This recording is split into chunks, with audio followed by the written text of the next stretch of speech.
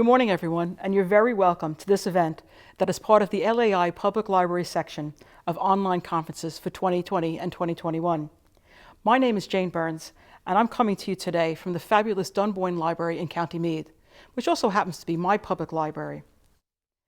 For those of you who don't know me, I'm a member of the LAI Executive Council, and I've been a library and information professional for over 25 years, working in a variety of different environments. More recently, I have moved into academic management at Athlone Institute of Technology. Our guest today is Richard Ovenden. Richard is the director of the Bodleian Libraries, where he has held the senior executive position at the University of Oxford since 2014.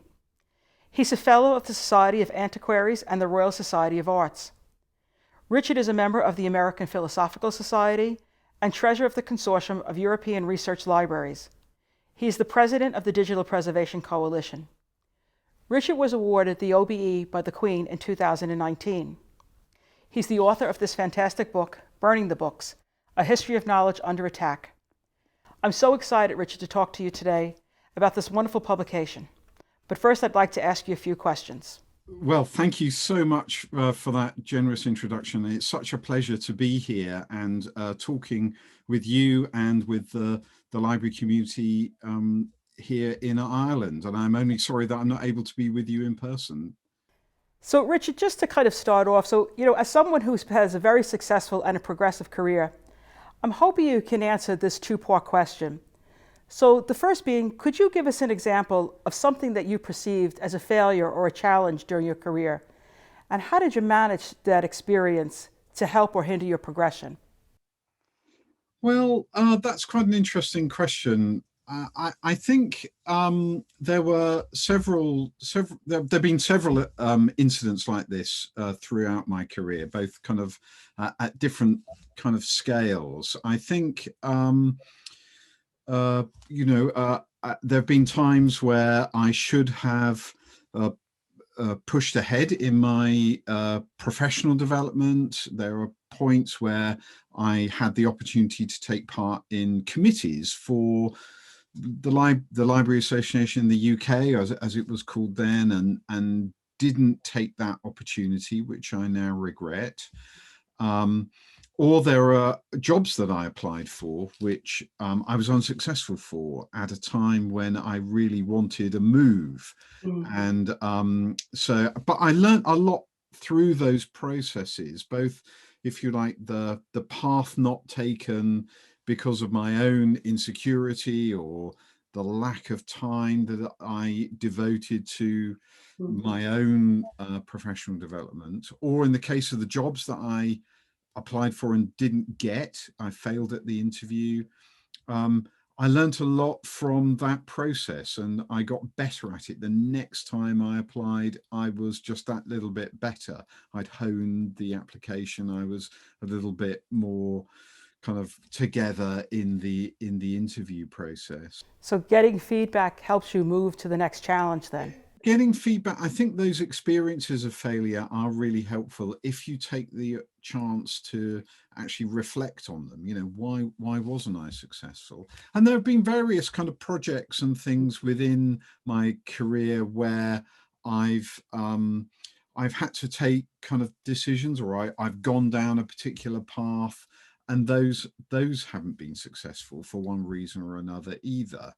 And sometimes that's because I didn't put enough time into the planning ahead of time. Sometimes it's down to, my interaction with colleagues.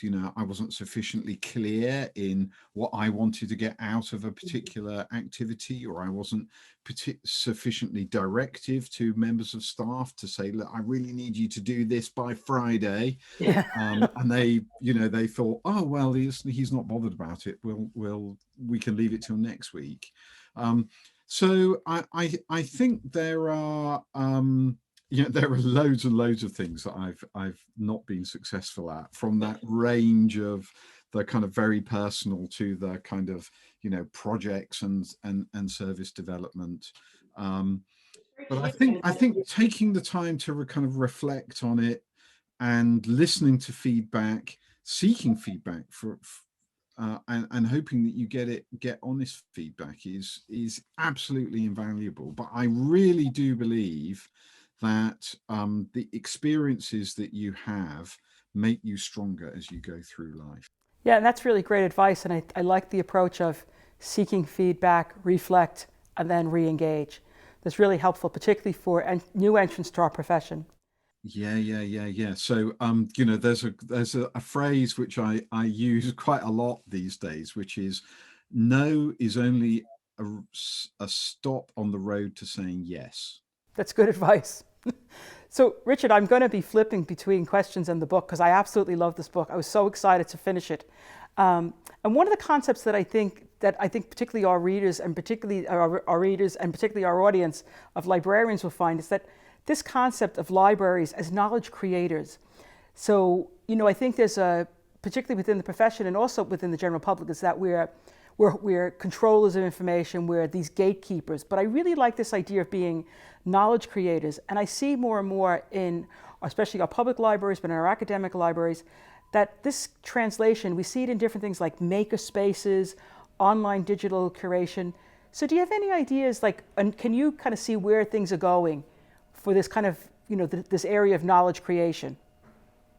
I mean, I think I absolutely agree with you, and I think there are a whole kind of range of different aspects to this, and I think they kind of apply to libraries of all kinds. Mm. So you can see libraries providing the services, the supporting infrastructure, if you like, that allow others to create new knowledge, and that might just be a quiet place in a library to sit down and think and read a book and then write. And there have been loads of examples of, famous writers who started their careers sitting in a library with a pile of books and, a laptop or even just a notebook and getting on with things. And I don't think we should diminish that aspect of what we do. And I think things like maker spaces are just evolutions of that provision of the supporting environment. And I think that sort of environment for knowledge creation that libraries provide is absolutely kind of critical. And I think it's really important also that we capture the incidents where people have been able to create knowledge through their interaction with libraries. And that may be just the space, or it may be the support that people, librarians, give to those writers or film directors or local historians or whoever they may be. Mm. I think in the digital environment, there is a kind of an additional kind of aspect to that. And some of that is around the ability to use content that libraries can provide. So whether that they are licensed resources or things that we digitize and put online. And if we do that in the right way, if we make those resources as interoperable as they can be, so we make it easy for people to access them, if we put license arrangements in place that though that content can be reused easily, then we enable that knowledge creation to take place. But I think increasingly librarians themselves are the creators of that knowledge, and whether that's through digitization, whether that's through collecting in particular ways, and I think sort of deep and serious and thoughtful collecting, whether it's in the local studies section of a public library or in a big research library like the Bodleian, those have the power to change the world. Those collections can change the formation of disciplines. Those collections can change the way people in a local area think about their environment, think about their own place in society. They can influence young people by bringing them into contact with a past that may either be very challenging because it's difficult, or it may be that it actually alters a perspective on the past. So I think that aspect of knowledge creation where librarians, through their professional activities, are creating either the environment or the knowledge itself, We should be celebrating that, documenting it, telling people about it, because it's such a key thing that we do these days. Yeah, and I like the approach, and I think we briefly touched on this earlier. But this whole involvement and access to our colleagues who are archivists and to archives, and the ability to provide access to things that, perhaps the ordinary person, maybe they would never be able to see that, like a street map or some historical piece of information that's very relevant.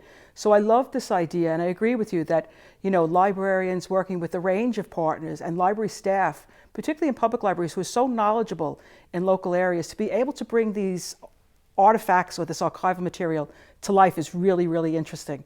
So I love that we run a whole gambit from maker spaces for college students to come up with new innovative products for people to have a better understanding of where they live. Yeah, and I think we live in an age where the past is being re-examined and reinterpreted and looked at through a whole variety of new lenses, and whether that's triggered by things like Black Lives Matter, whether it's looking at the legacies of empire, particularly in my own country, or whether it's looking at gender, the role of women in society.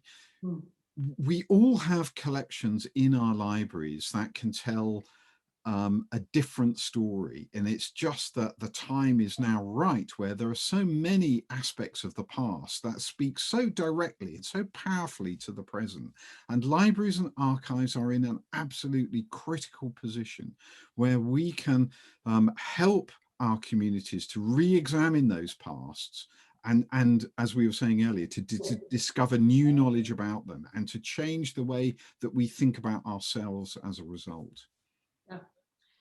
Just to move on a little bit, Richard, and I'm really so impressed with your, particularly the academic and the intellectualism that is all around, particularly the work that you do in the Baudelaire and your whole career.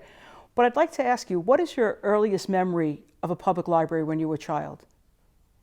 Well, that's going with my mum to the public library in my hometown, Deal in Kent, in the southeast corner of Kent, just a few miles along the coast from Dover, a very small, sleepy town on the coast, and going into the children's section and picking children's books and taking them home and reading them. And that process began, I don't know exactly when, my mum can't remember when, but when I was 3 or 4. And then it's basically not stopped since then.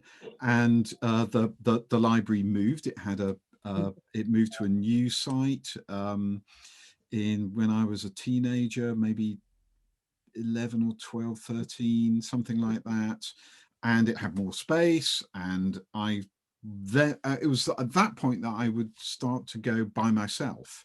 And I think that was a kind of very, very important and transformational thing for me in my growth as a person, to have access to Deal Public Library. And it really began with fiction, just borrowing books that blew my horizons apart. And it was science fiction.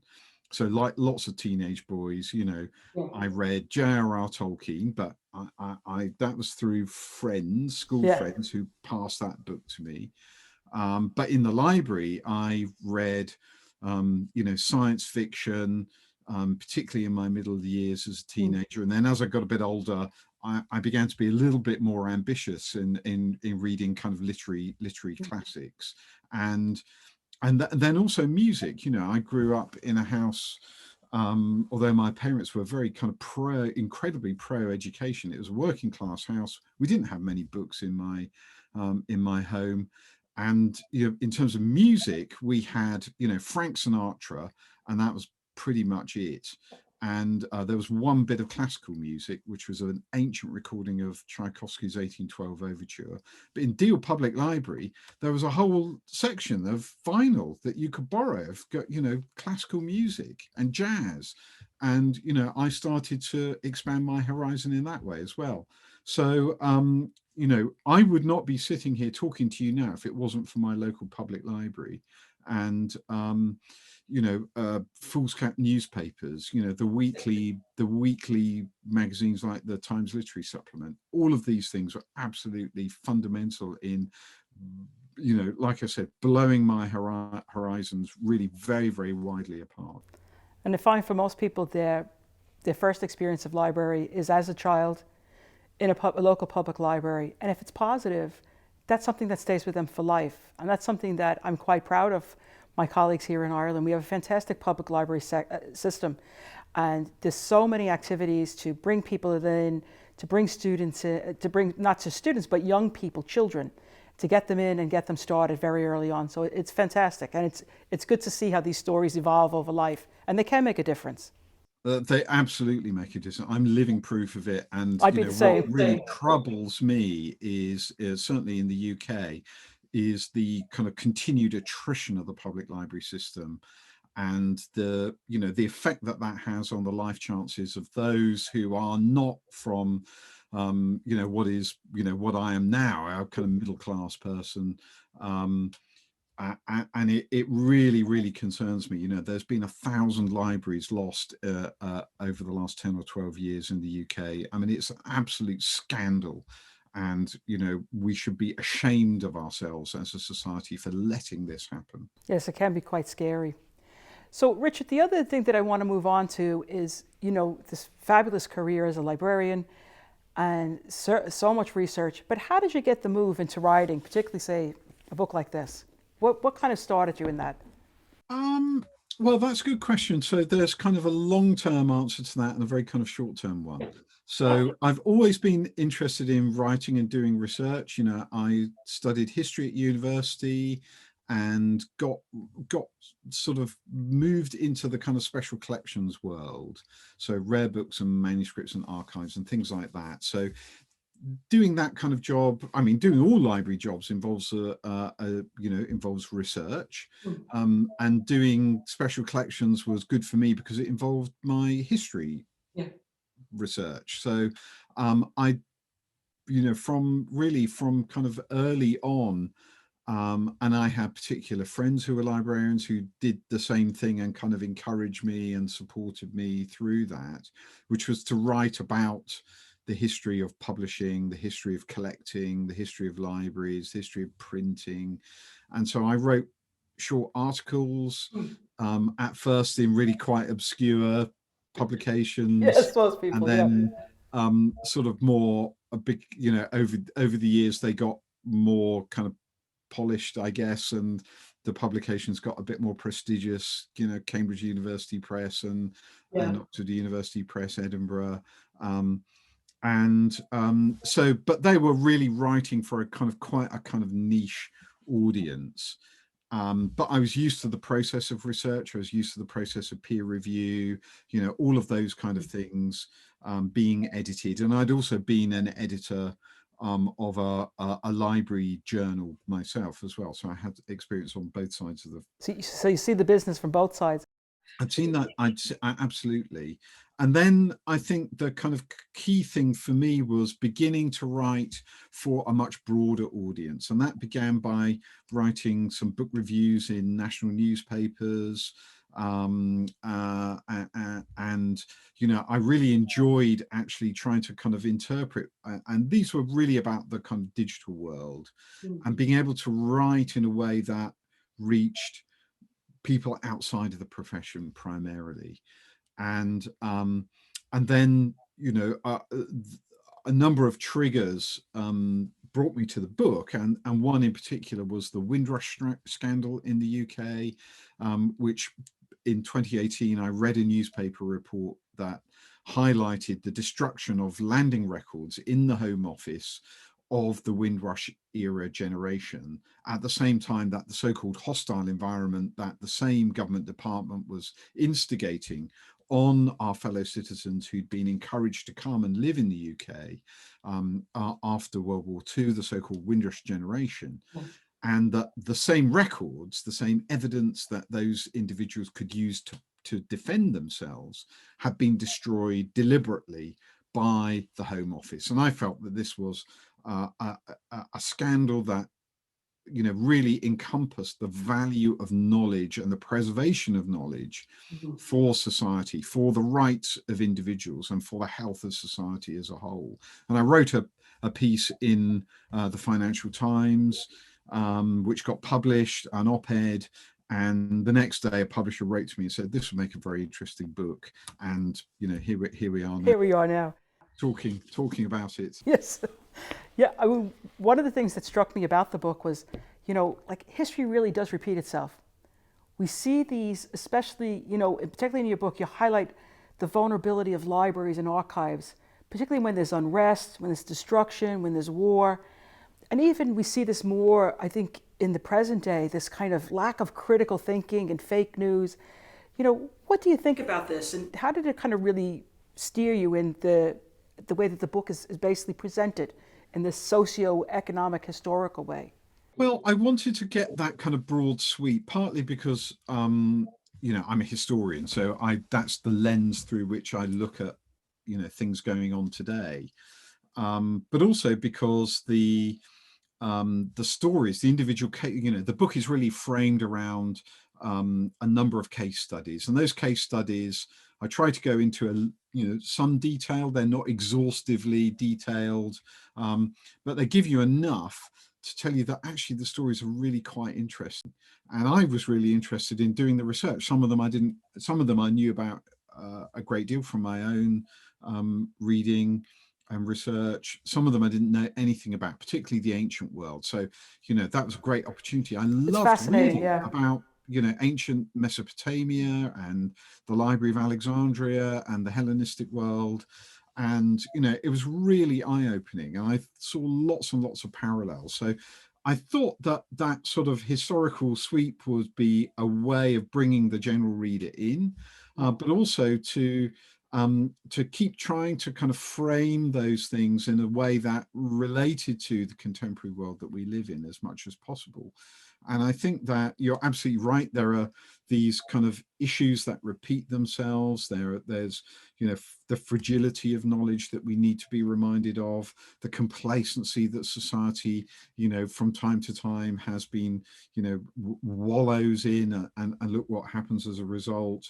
The centrality of the preservation of knowledge to people, to communities, and those cases where people risked and lost their lives to preserve documents and books and libraries and archives. I mean, they're incredibly powerful stories, and we need to be reminded of those, I think, to inspire our profession today.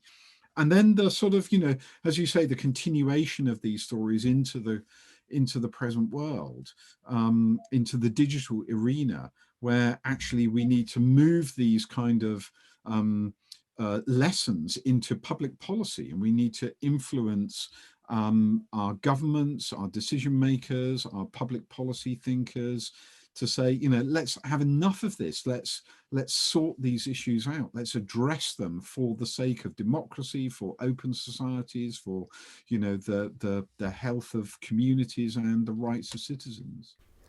One of the things that I like, particularly when I read books and when I read anything, is I love to I always try to imagine what the author's thinking, how are they coming together, and how are they bringing the story to life. So I loved and I love history as well. So I loved that I felt like it was almost like on a history timeline. But I found myself, particularly when I got to chapter 4, really now becoming aware of the maritime metaphors. So that was my favorite chapter, and it was the arc to save learning. And I loved that all along the way. It was like I felt I was bobbing along, if you've ever moved on water. So I was just wondering if that was kind of this whole idea of discovery and maritime metaphors, was that a planned, or is that something that's subliminal that's come into your writing? Not at all. It's only now you say it, just as we're speaking, that it strikes me that was there at all. I guess, I come from a long line of mariners. So, my granddad, my dad, my brother all served in the Royal Navy, and before them in various kind of maritime. And I grew up on the sea. So it's in the DNA, and that has come through in the writing quite a bit. Yeah, right. Okay. Well, it's nice of you to spot it. Yeah. And you know, my wife grew up in a Scottish Hebridean island, and so we go to islands a lot.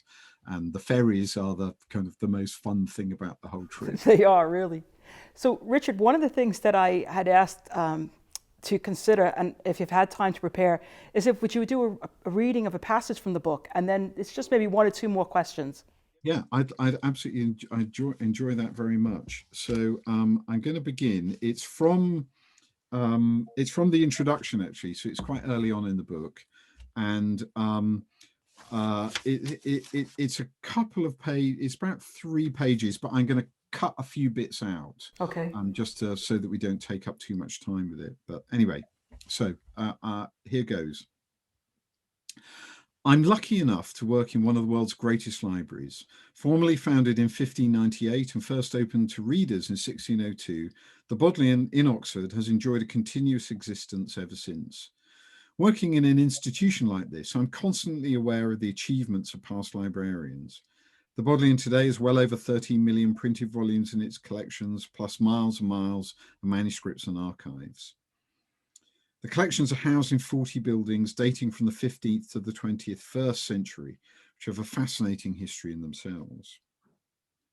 My own education up to the age of 18 was transformed by being able to use my hometown of Deal's public library. In that building, I discovered the joys of reading. And at first, this was escape through science fiction, especially Isaac Asimov, Brian Aldiss, and Ursula Le Guin. And then I read Thomas Hardy and D.H. Lawrence, but also authors from beyond Britain, Hermann Hesse, Gogol, Colette, and many more. I found I could borrow vinyl records and discovered there was more to classical music than Tchaikovsky's 1812 Overture, Beethoven, Vaughan Williams, Mozart. I could read the serious newspapers and the Times Literary Supplement, all for free, crucially important as my family were not wealthy and there was little money to buy books. The library was and is run by local government, free for users of the majority of its services, and funded from local taxation under legal provisions that were first set out by the Public Libraries Act of 1850. There was political opposition to the idea at the time. As the bill worked its way through Parliament, the Conservative MP Colonel Sibthorpe was sceptical of the importance of reading to the working classes on the grounds that he himself did not like reading at all and hated it while at Oxford.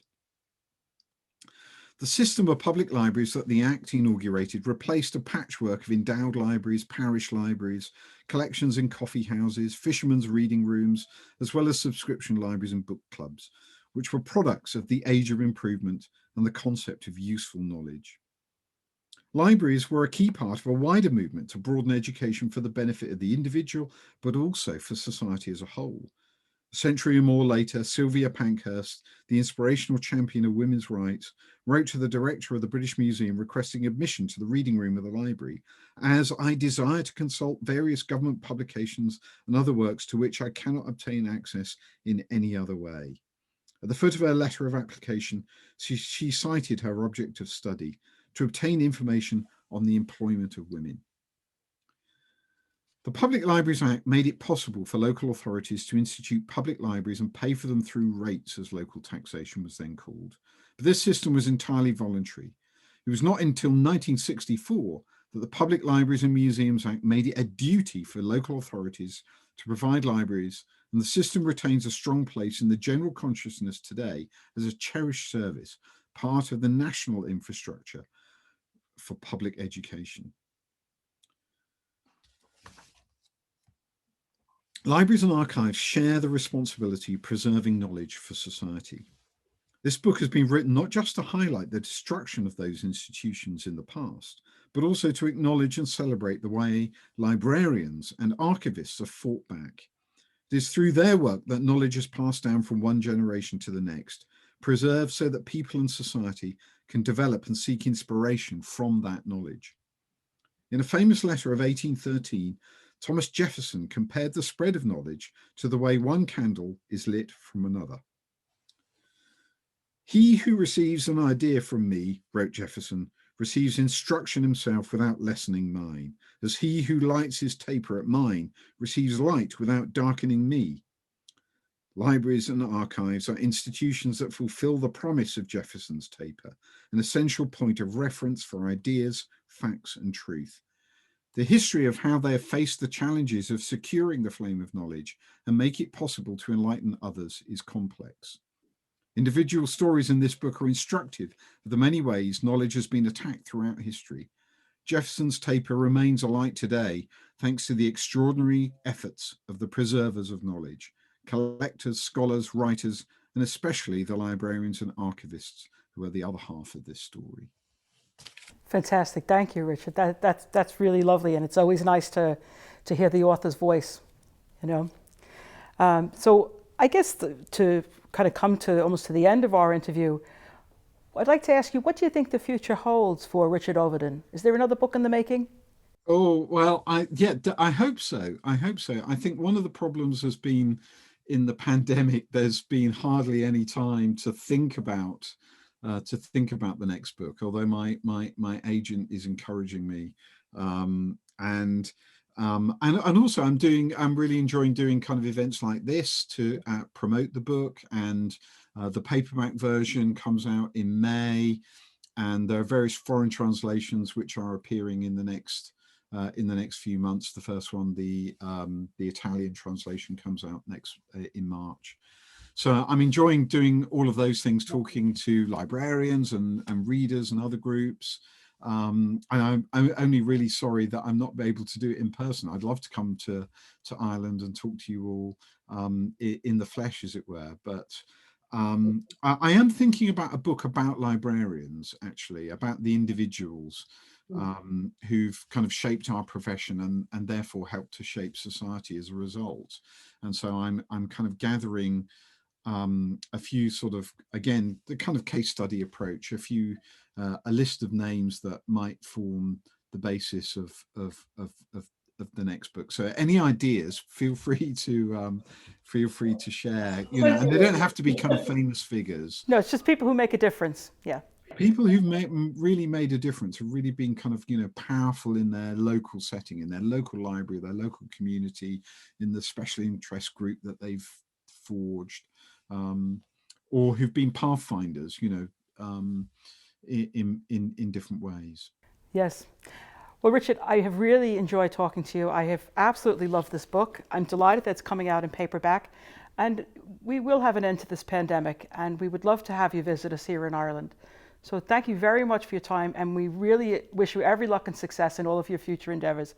And thank you so much. Well, thank you. And thank you to all the librarians in Ireland who do such important, essential and significant work. So it's been a real pleasure being here and talking with you today. So thank you very much, Richard, for taking the time to meet with me today to tell us all about your fabulous career and about this wonderful book, Burning the Books. And we do wish you every luck and success in all of your future endeavors. Thank you. And thank you, everyone, for inviting myself and Richard to talk to you today. And especially thank you to our colleagues in the LAI Public Library section for organizing this event.